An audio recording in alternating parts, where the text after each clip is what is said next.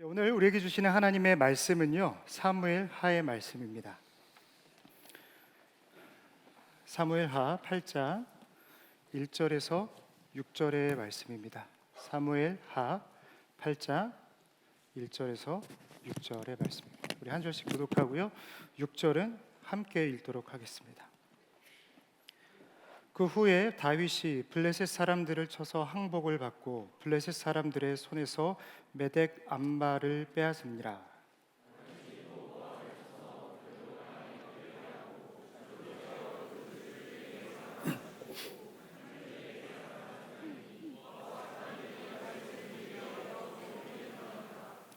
로베 아들 소바왕 하다데셀이 자기 권세를 회복하려고 유브라데 강으로 갈 때에 다윗이 그를 쳐서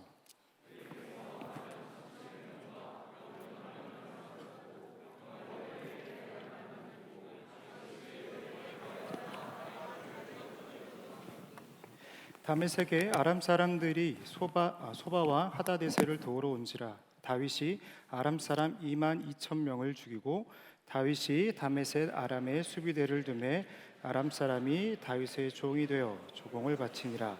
다윗이 어디로 가든지 여호와께서 이기게 하시니라. 아멘. 이것은 하나님의 말씀입니다. 2017년 영국 가디언즈에 이탈리아 베니스 마라톤 대회가 대서특필된 적이 있습니다. 쟁쟁했던 아프리카 모든 선수들을 제치고 이탈리아의 무명의 선수가 우승을 했기 때문인데요.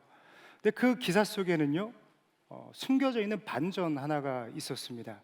사실 선두그룹은 아프리카계 선수 6명이 함께 뛰고 있었다고 합니다. 그런데 이들이 선도하고 있는 오토바이를 따라가다가 코스를 이탈하고 만 거죠. 그러니까 잘못된 길을 간 겁니다. 이 선수들 입장에서는 얼마나 억울하겠습니까? 원통하죠. 열심히 뛰었는데, 앞만 보고 뛰었는데 다 된 밥에 이거 죽 서서 괴중꼴 아니겠습니까? 그들은 항변을 했지만 세계 연맹은 결코 결과를 번복시키지 않았습니다. 그래서 세계 언론은 이 사건을 두고 이렇게 논평했는데요. 그들은 누구보다 빨랐지만 잘못된 길 위에 있었다. 그들은 누구보다 빨랐지만 잘못된 길 위에 있었다. 여러분, 바쁜 이 시대를 살아가는 우리에게 있어서 잠시 우리의 걸을 멈추게 하는 문장 아닙니까? 제가 이 기사를 바라보는데 과연 나는 옳은 길을 가고 있는가? 옳은 길 위에 서 있는가? 이 스스로에게 질문하게 되더라고요. 여러분, 이 문장에 만약 여러분들의 이름을 넣는다면 여러분들은 어떻게 받아들이시겠습니까?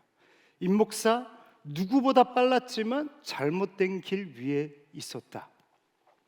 만약 이 논평이, 이 평가가 여러분들의 인생의 마지막 끝에서 하나님이 여러분들에게 던지는 논평이라면 여러분, 생각만 해도 아찔하지 않습니까?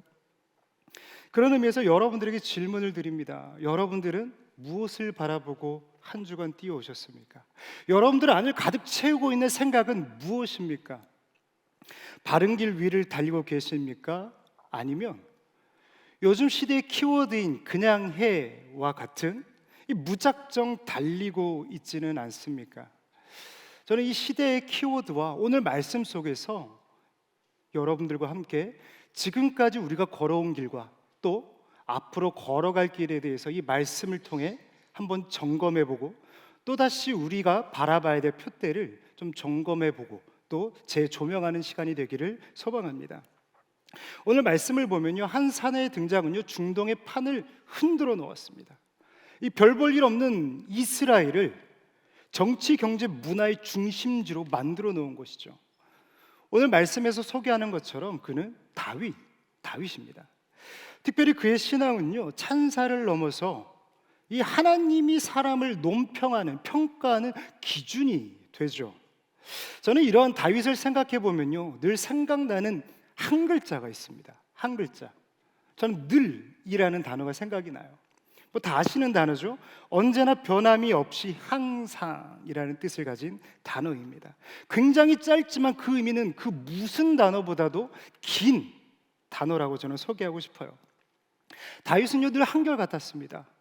양치기일 때부터 마지막 그 숨이 멎는 순간까지 다윗은 신실한 주의 종이었습니다. 지난 주일에 담임 목사님께서 이 지속성에 대해서 말씀을 주셨는데요. 이 특별히 선한 일을 지속해 간다라는 것은요, 결코 쉽지가 않죠. 반드시 역경과 실패, 수치와 좌절, 그리고 매너리즘과 같은 이 뜻하지 않은 인생의 저항들을 만나기 때문입니다. 그런데요, 제가 곰곰이 생각해 보니까 이 지속하는데 진짜 주적은요 따로 있더라고요. 여러분, 제가 몇 사람들을 나열해 볼 건데 한번 이 사람들의 공통점이 무엇인지 생각해 보십시오. 기드온, 삼손, 사울, 솔로몬, 여로보암, 아사왕. 여러분, 이들의 공통점이 무엇이냐면 저는 사자성어로 이렇게 표현합니다. 용두삼이다. 용두삼이. 등장은 굉장히 화려했어요. 그들의 인생 정반기에는요, 굉장히 찬란한 빛을 세상을 향해 비췄던 아주 주연급 배우들의 인생이었다는 거죠. 그러나 여러분, 그들의 인생을 제가 마지막 끝자락에서 논평해 본다면요, 저는 똑같이 인용하고 싶습니다. 그들은 누구보다 화려했지만 잘못된 길 위에 서 있었다. 누구보다 화려했지만 잘못된 길 위에 서 있었던 그들은요, 결국 비참한 말로를 맞이하게 됩니다. 여러분, 그들을 넘어뜨린 것은요, 실패가 아니었습니다. 성공이었죠. 작은 성공이 쏘아올린 울줄함이 그의 인생의 끝을 비참하게 끌고 갔다라는 거죠. 여러분, 울줄함, 우리가 한 번쯤은 때로는 수시로 느끼는 감정 아닙니까? 괜찮은 대학에 들어가고 좋은 기업에 들어가고 하던 사업이 잘 되고 돈이 많이 모이고 그러다 보니까 지위도 올라가고 우리는 본의 아니게 내 마음에 꿈틀거리는 그 우쭐함을 느낄 때가 있다라는 거죠. 때로는 우리는 누군가의 작은 인정에도요, 이 마음이라는 것이요, 이 부스터도 없는 이 마음이 저 우주 산만리까지 붕 떠서 올라가요. 저도 저의 삶을 돌아보면요, 정말 지우고 싶은 그러한 우쭐함 아니면 아찔함의 순간이 있는데요. 때는 전임 전도사 첫 해였습니다. 벌써 8년 전 이야기인데 그때 신경미 목사님하고 박상수 목사님, 굉장히 이제 족보가 올라가죠. 웃으시는 분들은 그때 있었던 분들이세요. 그분들과 함께 교육부를 했던 시절이었습니다. 담임 목사님께서 2017년 말에 오셔서 해는 이제 2018년이었는데요. 예고도 없이 교육부 사무실에 찾아오신 거죠. 그리고 여러 교육자들과 인사를 나누셨는데요. 저는 1년 차잖아요. 사실 1년 차라기 말하기도 안 된, 그러니까 만 1년도 안 된 아주 새내기 전도사였습니다. 근데 저를 보시더니 이렇게 말씀하시는 거예요. 이명섭 전도사님이시죠? 잘 부탁해요. 감동. 여러분들은 이제 공감이 안 되실 수도 있겠지만 여러분, 저희 교회 교직원들이요 150명이 넘거든요. 근데 이제 막 전임 전도사를 단, 어떻게 보면 소위 나부랭이에 불과한 이 저의 이름을 불러주신 거죠. 그때 제 머릿속을 지나가는 시 한 편이 있었습니다. 내 이름을 불러주었을 때 그는 나에게로 꽃이 되었다. 그때부터 충성하기로 결단했습니다. 문제는 뭐냐면 그때부터 제 마음이요 우쭐하더라고요. 물론 1년 차가 무슨 표현을 했겠습니까? 근데 마음은요 이미 어깨에 뽕이요. 담임 목사님이 내 이름을 알아. 올라가는 거죠. 지금 생각해 보면 참 왜 그랬나 싶습니다. 근데 여러분, 다윗은요 왕이 됐음에도 불구하고 우쭐거리질 않습니다. 늘 한결같이 변함없이 신실한 길을 걸어가요. 그는 하나님께 부름받는 순간까지 한결같은 삶으로 하나님의 기쁨이 되죠. 그래서 주님께서 하시는 말씀이 무엇입니까? 우리가 너무 사모하는 표현, 내 마음에 합한 자라. 주님께서는 그를 기뻐하셨고 사랑하셨습니다. 그래서 오늘 제 설교 제목이요, 끝까지 잘 풀리는 인생이라고 정했는데요. 여러분, 다윗만의 비결이 있다면 무엇이라 생각하십니까? 여러 가지로 우리는 떠올릴 수 있겠죠. 성품, 능력, 관계. 근데 저는요 오늘 이 단어를 여러분들에게 화두로 던지고자 합니다. 비전입니다. 비전입니다. 끝까지 잘 풀리는 인생을 살아갈 수 있었던 이유는요 다른 게 아니에요.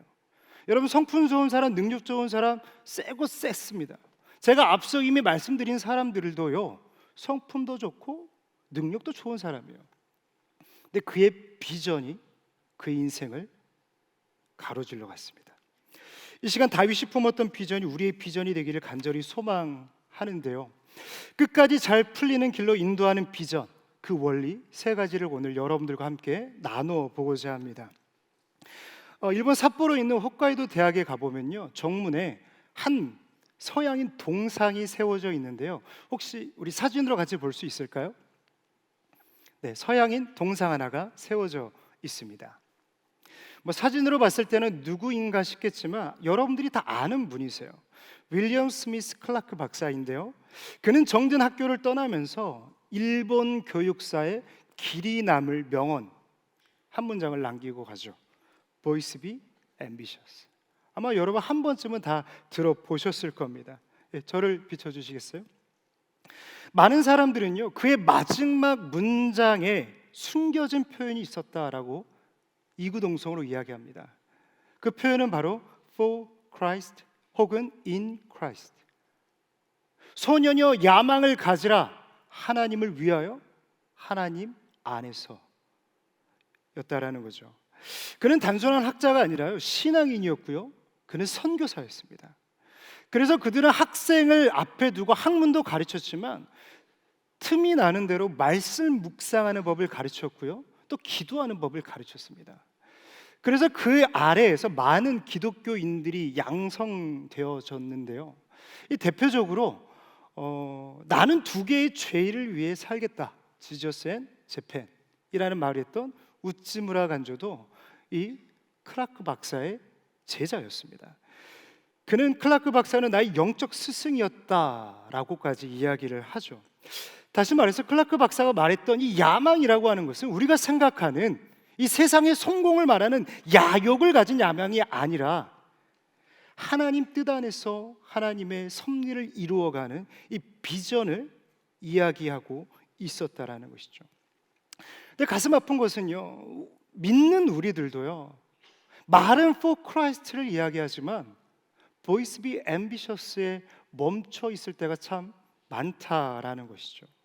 때로는 자기 기만 속에서요, 비전으로 둔갑한 야망을 쫓아갈 때도 있는 것 같아요. 그래서 끝까지 잘 풀리는 길로 인도하는 비전, 첫 번째 원리는 무엇이냐면 비전을 의심하라입니다. 비전을 의심하라. 사전적으로 비전은요, 미래를 이루고자 하는 이상적인 그림이라 사전은 정의하고 있습니다. 미래에 이루고자 하는 이상적인 그림. 근데 이 정의가요, 많은 이 오해를 낳아요. 이렇게만 생각하면 비전을 꿈, 장래 희망 혹은 자아 실현 등으로 우리는 혼동을 하죠. 이에 따라 비전과 야망의 경계가 흐려지고요, 마치 이 시상식 포디움에 올라가야만 하나님 앞에 영광 올려드릴 수 있다고 우리는 스스로를 속이기도 합니다. 그래서 우리 기도는요, 늘 당당해요. 이거 주세요, 저거 주세요. 물론 우리는 주님의 자녀이기 때문에 구할 수 있죠.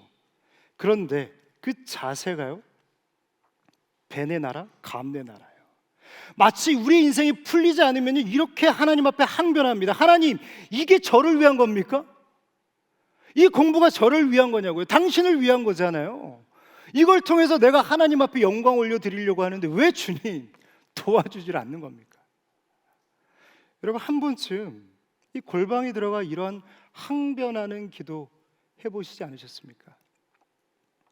여러분, 우리는 한 번쯤 생각해 봐야 됩니다. 하나님의 비전이 우리가 영광스러운 그 포지션에 올라서야만 이루어지는 것입니까? 여러분, 물론 제가 성공을 폄하하는 건 아닙니다. 성공하죠. 여러분, 성공해서 돈 많이 보십시오. 그래서 저를 좀 훗날 기억해 주시면 좋겠습니다. 여러분, 성공 좋아요. 주님 안에서 성공하십시오. 하나님을 위해 성공하십시오. 근데 제가 말하는 건 무엇이냐면 성공과 비전이 결코 동일시될 수는 없다라는 것입니다. 성공이 비전이고 비전이 성공이라는 이러한 말도 안 되는 공식을 우리 신앙 속에 재해야 된다라는 것이죠. 제가 생각해 보면 그런 것 같아요. 성공은요, 비전 레이스를 하는 데 있어서 찾아오는 손님 같아요. 제가 다윗의 삶을 보니까 그렇더라고요. 다윗이 왕이라는 자리가 선물처럼, 이 손님처럼 찾아오거든요. 근데 아들이 반역을 일으키잖아요. 근데 이 왕자가 또 손님처럼 사라져요. 근데 중요한 건 뭐예요? 다윗은 손님처럼 찾아오든 손님이 떠나가든 흔들리지 않는다라는 거예요. 왜? 그의 목적은 왕자가 아니었으니까요. 포지션이 아니었기 때문입니다. 제가 말씀을 묵상하는데 정말 곰곰이 생각해 보니 그렇더라고요. 여러분, 성경을 찾아보십시오.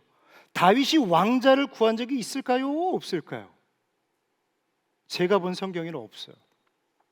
다윗은 한 번도 왕자를 하나님 앞에 구한 적이 없다라는 것이죠. 뿐만 아니라 우리가 성경을 보면 소위 이 성공했다라고 말할 수 있는 사람들이 쭉 우리는 마음속에 열거되어 있어요. 뭐 예를 들어볼까요? 요셉 성공했죠. 모세 성공했죠. 느헤미야 성공했습니다. 다니엘 성공했죠. 근데 여러분, 이 사람들의 공통점은 무엇이냐면 단 한 번도 그들은 총리를 구한 적도 없고 술 관한 장을 구한 적도 없고, 모세 같은 경우는 그 지도자 자리 나는 됐다고, 하기 싫다고 떠밀었던 사람이었습니다. 특별히 제가 느헤미야를 보니까요, 그는 오히려 좋은 그 포지션을 내려놓고 폐허가 된 예루살렘으로 내려가더라고요. 여러분, 그 마음이요 편했을까요? 느헤미야는 편했을 거예요. 근데 우리라면 편했겠냐고요. 내가 자리를 비우는 그때 누군가가 그 자리를 차지해 버린다면 저는 돌아갈 길이 없거든요. 돌아가서 설 자리가 없는 거예요. 여러분, 생각해 보세요. 정말 직장에 그런 일이 있더라고요. 육아휴직을 하고 복귀를 했는데 나 대신 온 사람이 너무 잘해서 복귀가 안 되는 거예요. 본의 아니게 부서 전출을 당한 사례가 있더라고요. 근데 여러분, 느헤미야는요 조금 더 아쉬움이 없어요. 세상은 올라가는 자를 성공이라 부르지만 그는 하나님을 위해 내려가는 길을 선택한 사람이었습니다. 이 외에도요, 여러분, 미친 사울로 모든 민심이요 다윗에게로 흘러갑니다. 쫙 흘러가요. 다윗은 이 민심을 등에 업고 얼마든지 이 이스라엘을 전복시킬 수 있었어요. 이런 사례가 있잖아요. 자신의 아들 압살롬이요, 이 백성들의 마음을 다 얻어가지고 반란을 성공하지 않습니까? 다윗도 충분히 그럴 수 있었다라는 거죠. 근데 그는요 광야로 내려가요. 성공은 올라가는 길이에요. 그러나 그는 내려가고 있다라는 거죠. 소위 성공했다라고 말하는 그 성경의 인물들은요 자처하여 다 내리막길을 가고 있는 거죠. 그들은 하나같이 성공의 기회를 다 날려버리는 것 같아요. 근데 제가 또 한 가지 발견한 사실은 무엇이냐면요, 그들의 내리막의 걸음은요 조금도 흔들리지 않아요. 조금도 두려움이 없어요. 누구보다 당당하고요, 누구보다 떳떳해요. 왜요? 그들의 걸음은요 위아래가 중요하지 않거든요. 그들의 표대는 오직 비전을 향해 있었기 때문입니다. 여러분, 다윗이 왕자를 구한 적은 단 한 번도 없지만 광야의 매 순간 속에서 구했던 그 한 가지의 비전이 있습니다. 여러분, 그 비전이 무엇이냐면 우리 함께 말씀을 읽어볼까요? 시편 27편 4절입니다. 함께 읽겠습니다. 시작. 내가 여호와께 바라는 한 가지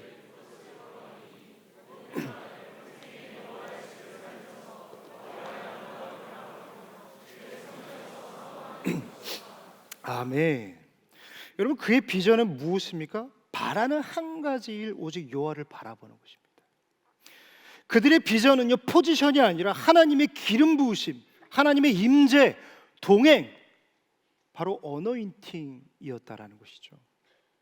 저는 오늘 말씀을 준비하면서 특별히 오늘 임직식이 있었잖아요. 우리 교회 비전이 무엇일까 생각하게 되더라고요.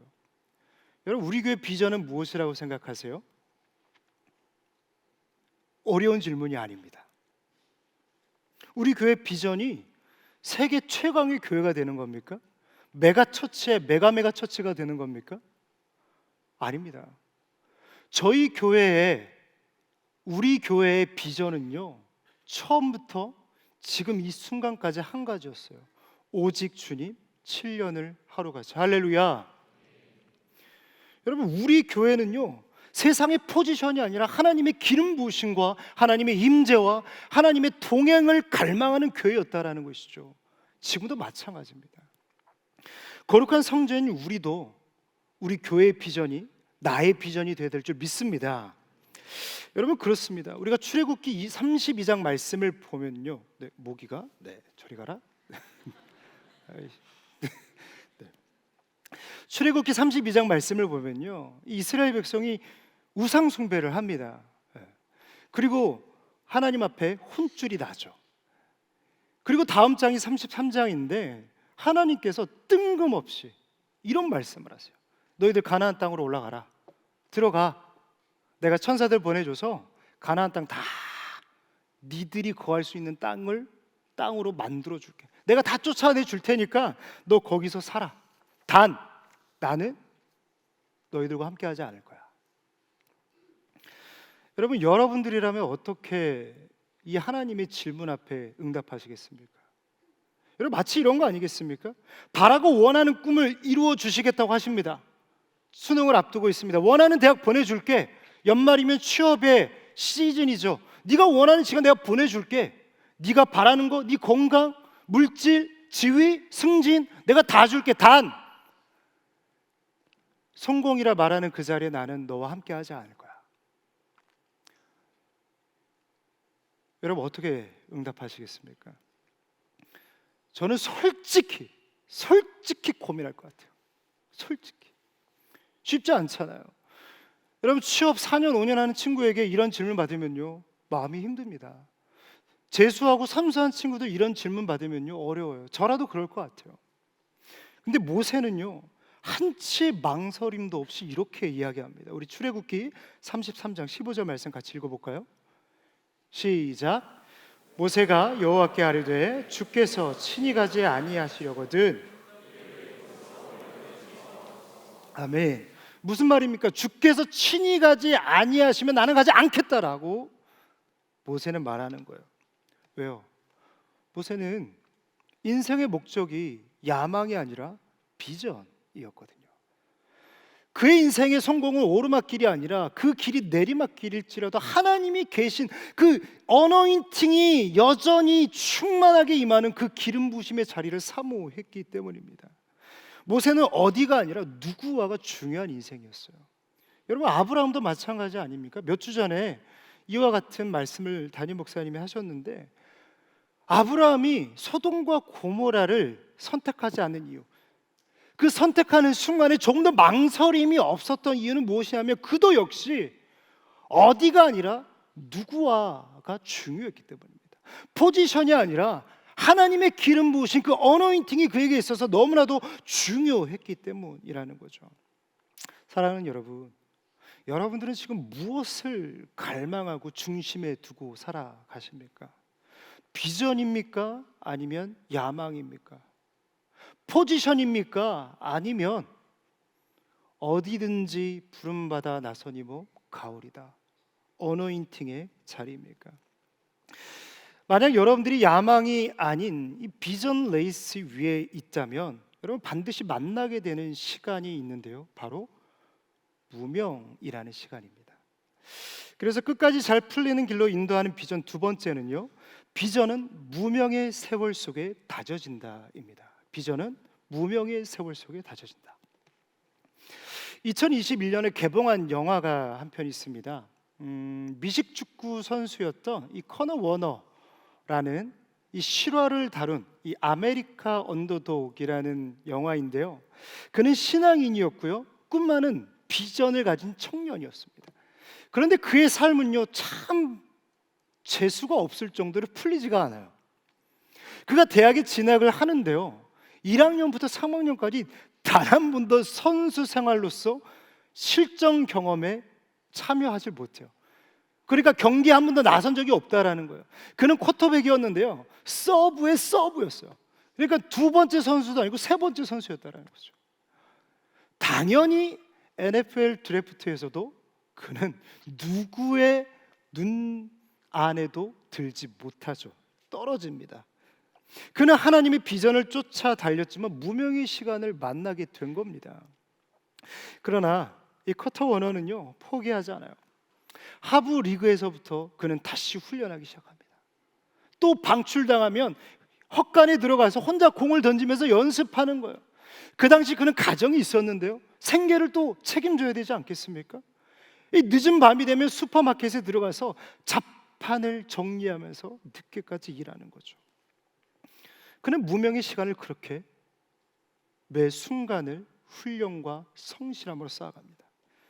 그러던 어느 날 기회가 찾아왔고 무명의 시간 속에 다져진 그의 실력은 능력이 되어서 그를 빛나게 했습니다.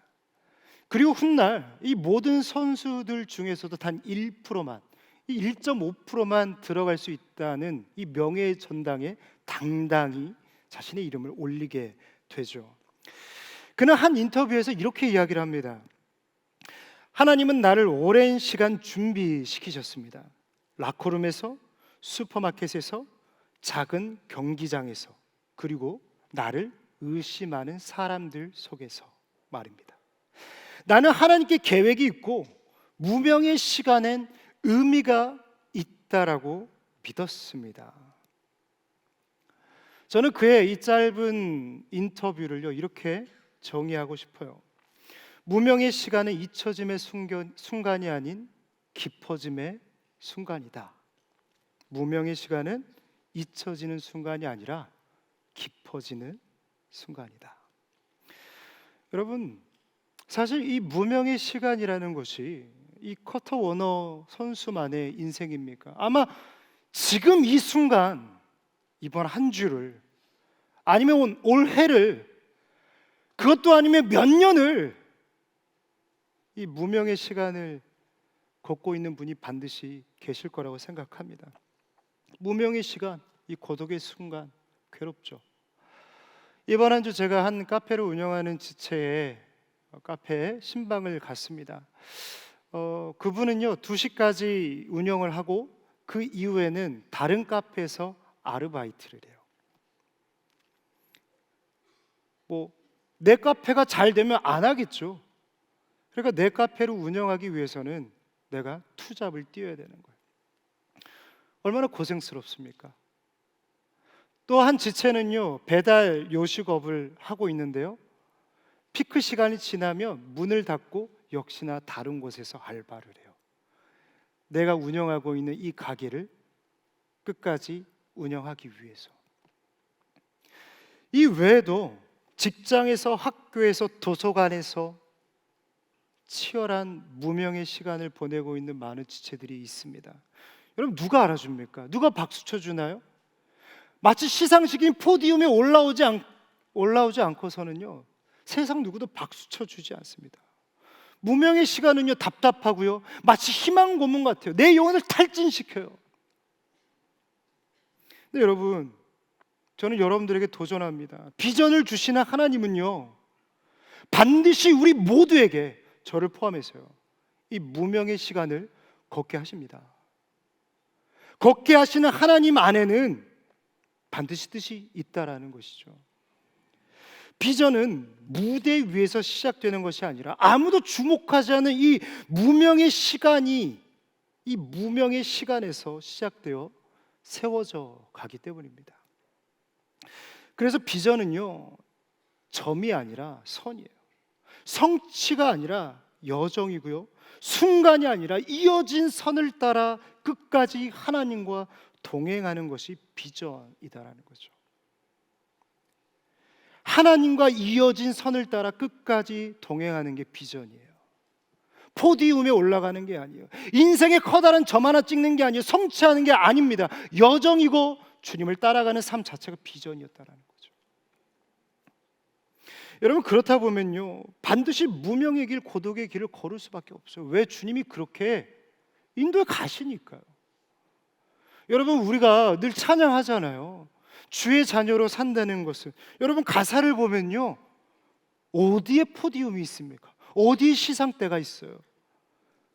물 가운데로, 불 가운데로, 바다 위를, 폭풍 가운데 휩싸일 때도 제가 이 찬양을 들어보니까요, 비전을 품은 사람, 하나님께 이어진 선을 따라가는 사람이 만나게 되는 무명의 시간을 노래한 찬양이더라고요.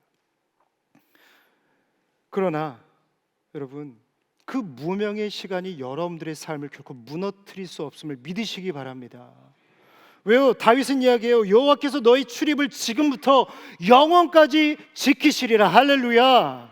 여러분, 하나님이 지키신대요. 근데 그 끝이요, 영원이에요. 그 말은 무엇입니까? 여러분들의 숨이 여러분들이 육신에서 떠나는 그 순간까지, 영원까지 하나님이 지키신다라는 거예요. 여러분, 비전을 쫓아 어노인팅 가운데로 나아가시를 축복합니다. 비전을 따라 하나님을 쫓는 인생은 무너지지 않아요. 오히려 그 무명의 세월이 우리를 단단하게 하고요, 우리를 깊이 있게 하며 은혜를 담을 수 있는 질그릇으로 빚어간다는 것이죠. 여러분 보십시오. 다윗이 양치기 시절에 나를 지키시는 하나님을 만나요. 그 하나님을 만났기 때문에 어떠한 순간에서도 흔들리지 않는 거죠. 그는 광야를 통하여서 새로운 이스라엘을 세울 공신들을 만납니다. 다윗뿐만입니까? 이 모세도 그렇잖아요. 그는 노했지만 무명의 시간, 그 40년의 광야의 세월 속에서, 고독의 순간 속에서 광야의 전문가로 세워져 나갑니다. 요셉은 가정 총무를 통해 재정을 배웠고요, 옥살이를 통해 하나님께서는요 정치를 알게 하셨고 인맥을 쌓게 하셨습니다. 이 모든 무명과 고독과 외로움과 수치와 조롱의 순간들이요, 나중에 인생의 끝자락에서 바라보니까 하나님께서 나를 인도해 주셨던 가장 완벽한 길이었던, 그 비전의 레이스 선 위에 있었던 인생이었다라는 것이죠. 여러분, 이 비전의 레이스를 함께 뛰어가시기를 축복합니다. 무명의 시간이요, 그들을 훗날 유명한 자가 되게 하는 밑거름이 되었다라는 것을 성경은 가감없이 우리에게 이야기하고 있습니다. 사랑하는 여러분, 무명의 시간 쉽지 않습니다. 아무리 노력해도요, 박수 쳐주지 않는 인생, 그 세월 쉽지 않아요. 그러나 오늘 말씀은 우리에게 이야기합니다. 포기하지 말라. 포기하지 말라. 때가 되면 하나님이 이루신다라는 거죠. 오늘 말씀을 선택하게 된 절인데요, 우리 6절 말씀 같이 읽어볼까요? 오늘 본문 6절 말씀입니다. 시작.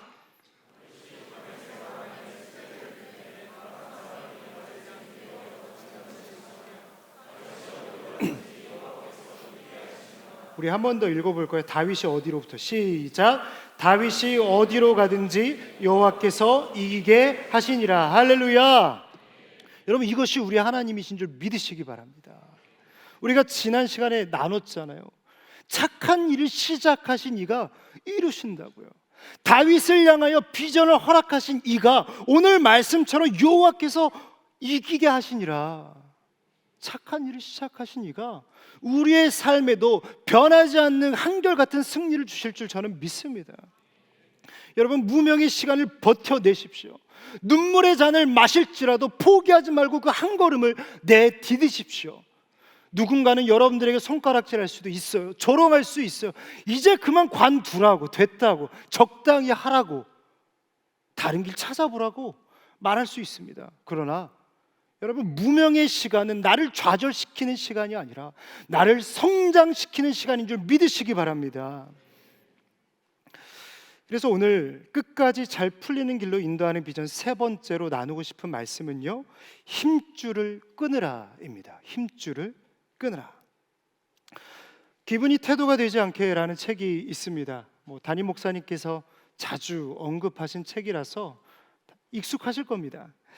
근데 세상에서 이 감정을 지키고 산다라고 하는 것이요, 제일 힘든 것 같아요. 이 나를 향한 날선 말들이 어디서 날라올지 모르고요, 때로는 선을 베풀었지만 이 선이 악으로 돌아올 때도 있거든요. 지난주 우리 황대성 목사님께서 이제 나는 네가 행복했으면 좋겠어, 마치 사도 바울이 유언과도 같은 말씀을 하시고 호련히 사라지셨는데 아마 유튜브로 보고 계실 겁니다. 네, 지금 할 게 없거든요. 지금 백수예요 오늘은. 그죠? 네. 제가 황대성 목사에게 진심을 담아 이게 처마가 되어주셔서 감사합니다라고 말씀을 드렸지만 돌아오는 건 너 처 맞고 싶냐? 네, 유튜브로 들으신 분은 모르실 거예요. 네, 선을 악으로. 네, 아무튼 그렇습니다. 또 하루는 제가 이 샬롬관 1층 현관문을 열고 들어오는데 글쎄 이 날파리가 제 눈에 들어간 거예요. 그 어려움을 그 날파리가 해내더라고요. 이 작은 눈에. 별꼴이에요. 어쨌든 제가 구주의 팀장 식사가 있어서 팀장들과 이야기하면서 이런저런 이야기하면서 그날 있었던 일을 한 거죠. 내가 현관문을 열고 들어오는데 이 날파리가 그 어려운 일을 해내더라. 그 얘기를 듣고 한 팀장이 이야기해요. 그게 가능이나 해요? 저는 그의 말보다 뉘앙스가 더 기분 나빴어요. 해요? 주윤아 팀장. 네, 이교구 다 엎드리세요. 어쨌든 순간 황대성 목사님의 처마 발언이 좀 생각이 났지만 꾹 그 본능을 참았습니다. 사실 여러분 제가 가볍게 이야기했지만 우리는 다 성인 군자가 아니잖아요. 교회 안에서조차도 우리는 감정의 이 쓰나미를 경험하기도 합니다. 근데 여러분 다윗은요 그래서 그랬던 것 같아요. 무슨 말이냐면 본능 앞에 겸손했어요. 그는 본능 앞에 겸손한 사람이었습니다. 우리 사무엘 오늘 본문 말씀에 4절 말씀 같이 읽어볼까요? 그에게서 마병이 시작. 그에게서 마병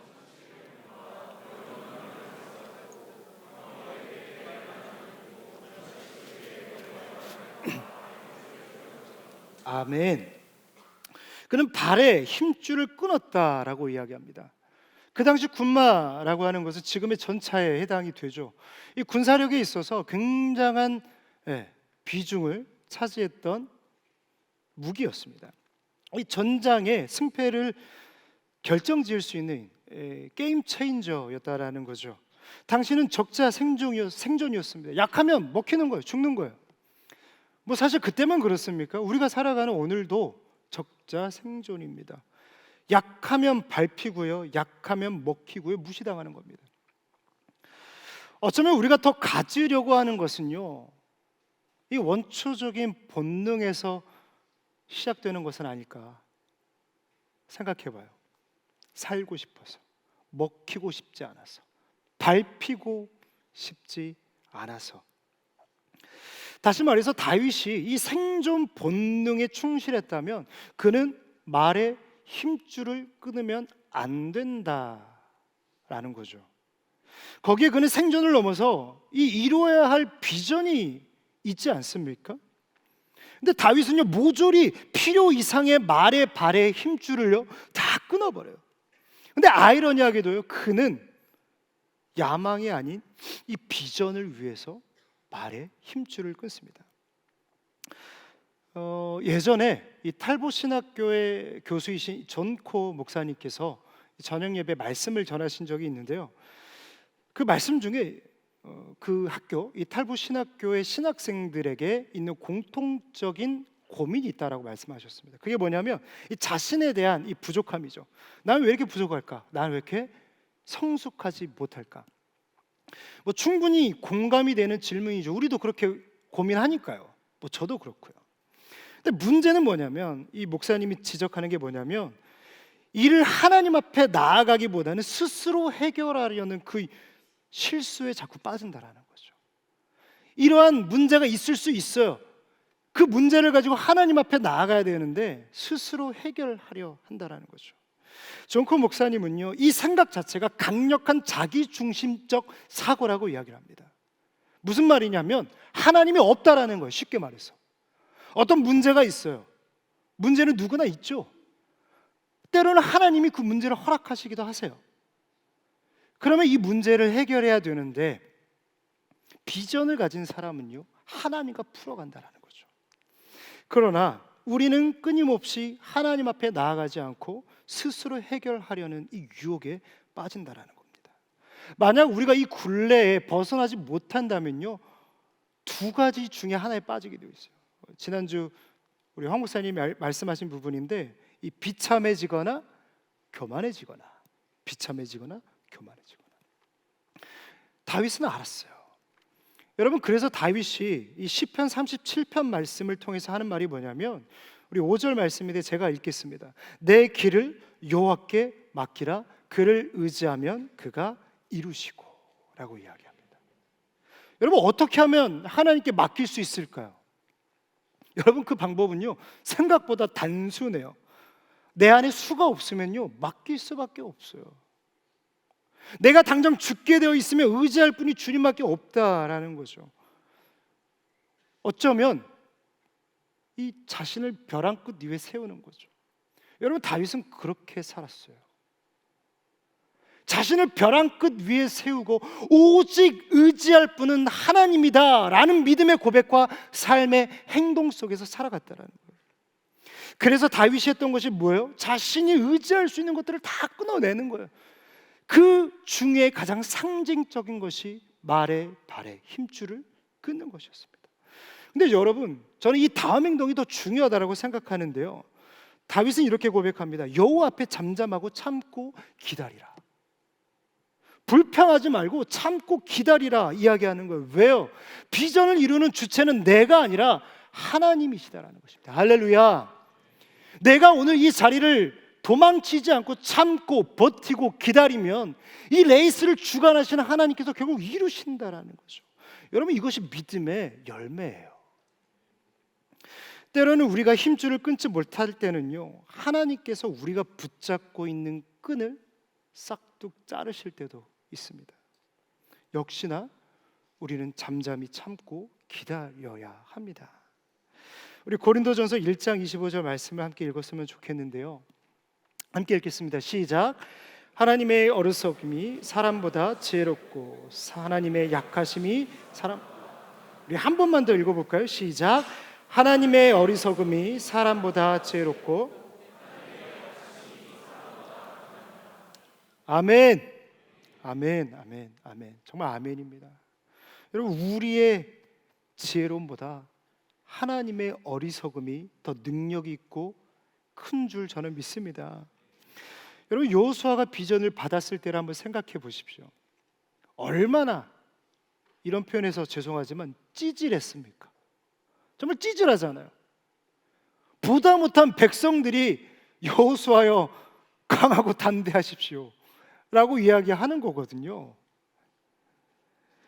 근데 여러분, 주님이 말씀하시는 이 강하라의 의미는요, 우리가 생각하는 이 강하라의 의미와 결이 좀 다릅니다. 강하고의 이 원어적 표현은 하자크라고 하는데, 직역하면 내게 밀착하라입니다. 주님께서 거듭해서 강하고 담대하라, 강하라, 강하라 말씀하시잖아요. 그 의미가 너가 강한 사람이 되라가 아니라 강한 나를 붙잡으라라고 주님께서 말씀하셨다라는 거예요. 여러분, 다시 말해서 비전은요, 내가 강해지는 것이 아니라 강하신 주님을 의지하는 것인 줄 저는 믿습니다.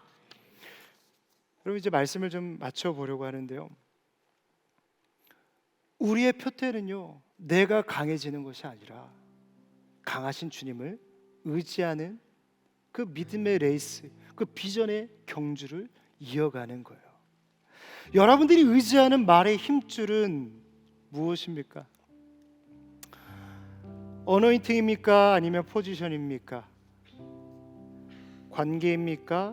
물질입니까? 무엇입니까? 저희 아버지가요, 화초를 키우는 취미가 있으세요. 근데 하루는 화초를 보시더니 혼잣말로 올 겨울에는 베란다에 화초를 좀 내놔야겠다 라고 말씀을 하시는 거예요. 이게 무슨 말인가 싶어서 여쭸더니 하시는 말씀을 요약해 보면 그런 거예요. 여러분, 혹시 추나작용이라고 아십니까? 제가 한번 말씀드린 적이 있는데, 개나리라는 꽃이요, 호주에는 피지 않는다고 합니다. 개나리는요, 추운 겨울을 맞아야 이듬해 꽃을 핀대요. 그걸 추나작용이라고 해요. 여러분, 추운 겨울을 맞이해야 피는 꽃이 있습니다. 그 꽃을 바라보니까요, 우리 인생 같더라고요. 여러분, 추운 겨울을 맞이해야 우리 인생에 꽃이 핍니다. 여러분, 꽃이 피면요, 꽃이 지고요, 꽃이 진 그 자리에는 열매가 맺혀요. 하나님이 주신 열매인 줄 믿습니다. 한 주에 제가 한 지체를 신방했는데요, 저기수 친구예요. 제가 뭐 자세히 밝히질 않겠습니다. 근데 그 친구가 정말 어린 친구거든요. 몸에 암이 생겼어요. 그래서 이 병원 저 병원 막 검사받고 확인을 하러 다니는데 기도했죠. 하나님, 아니길 바랍니다. 근데 암이었어요.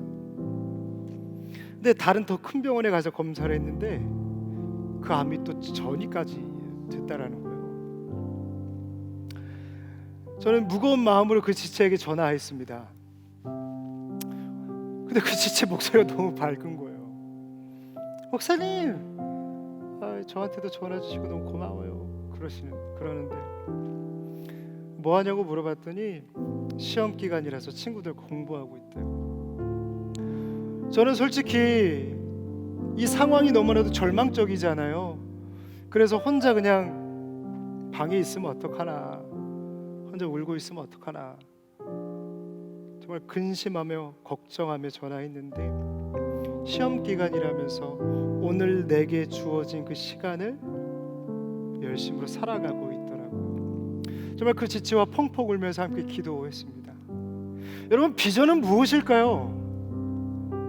정말 세상이 정의하는 것처럼 꿈과 장래 희망과 어떤 자아 실현을 통하여서 이 시상식인 포디움에 올라야만 하나님 앞에 영광 올려드릴 수 있는, 여러분, 그것이 비전일까요? 저는 이 지체의 삶이 이미 비전이라고 생각합니다.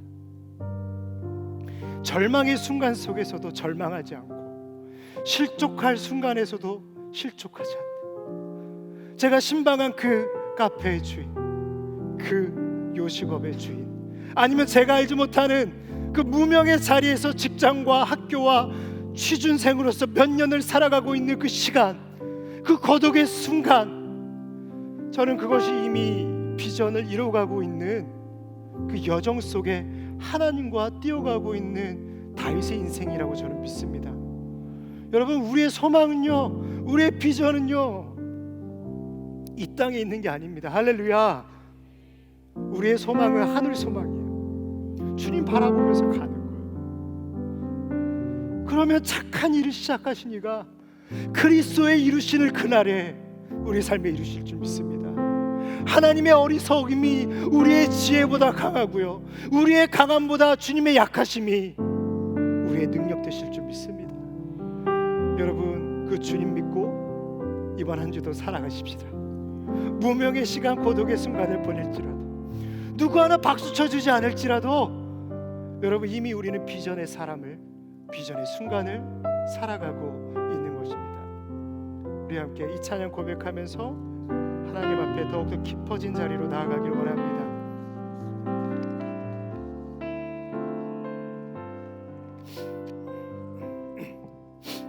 나 지금의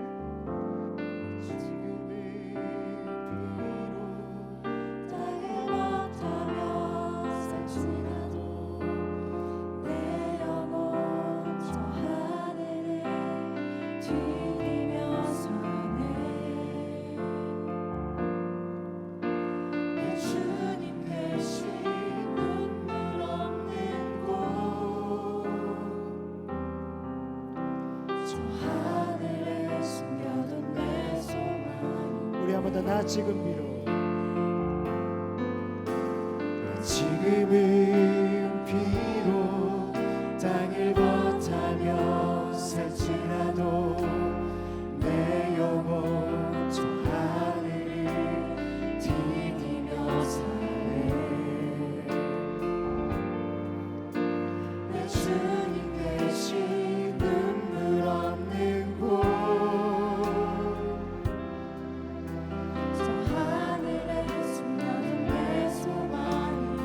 보고픈 얼굴들,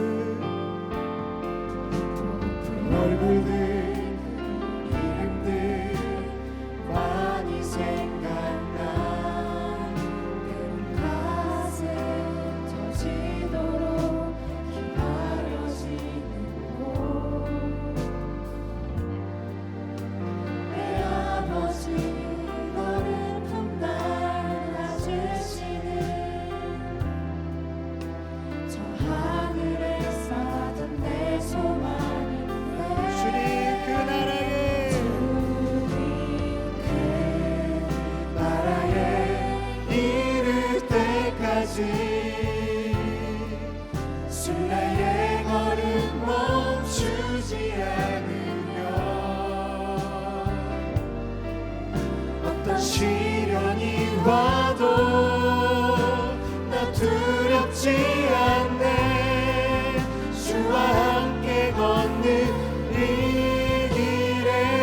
주님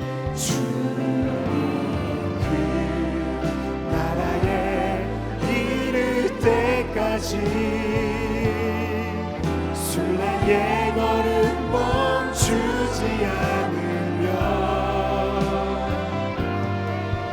어떤 시련이 와도 나 두렵지 않네. 주와 함께 우리 모두 자리에 일어나서 고백하십시다. 주님 그 나라에 이를 때까지 순례의 걸음 멈추지 무명의 자리 고독의 순간에도 그 비전을 따라 걸어가겠습니다. 그 비전의 레이스를 이어가겠습니다. 아멘. 우리 아무도 믿음 다하여 고백합니다. 주님 그 나라에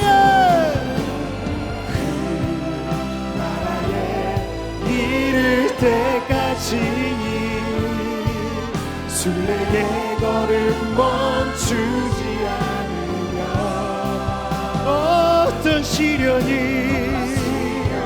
와도 나 두렵지 않습니다. 할렐루야. 우리 한 번 더 믿음으로 주님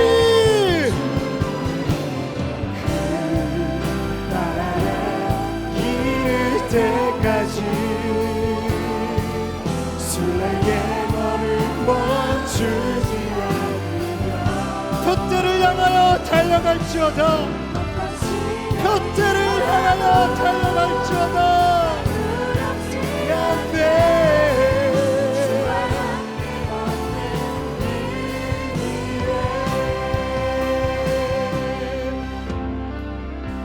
우리 시간에 함께 기도하기 원합니다. 하나님, 내가 붙잡고 있는 세상의 힘줄을 끊게 하여 주시옵소서. 오직 주님만 의지하게 하여 주시옵소서.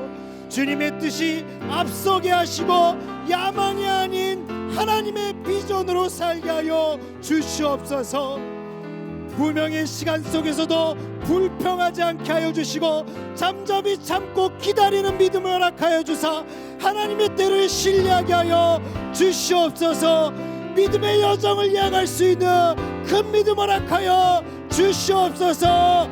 아울러 우리 비전 집회를 위하여서 주님 3번 부르짖고 기도하겠습니다. 주여 주여 주여. 살아계신 하나님 아버지, 내가 붙잡고 있는 힘줄을 믿습니다. 하나님보다 더 의지하고 있는 하나님, 내가 무엇을 붙잡고 있습니까? 내가 무엇을 바라고 있습니까?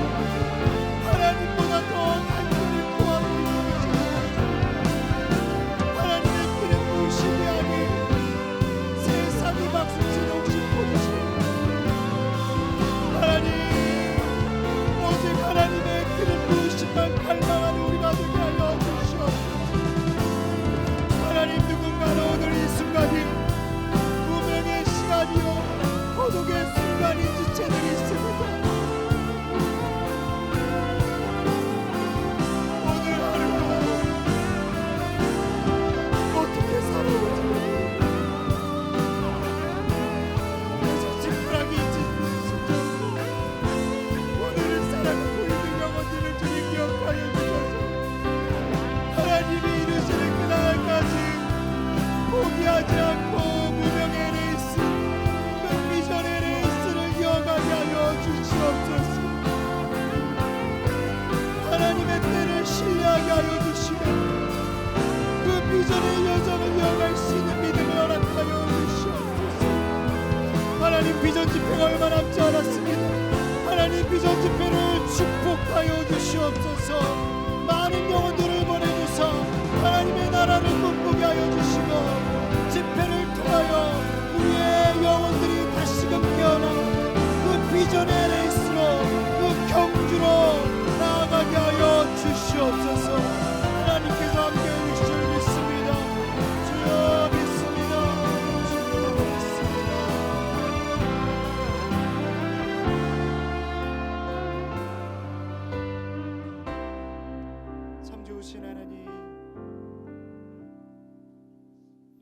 내 힘줄을 끊습니다.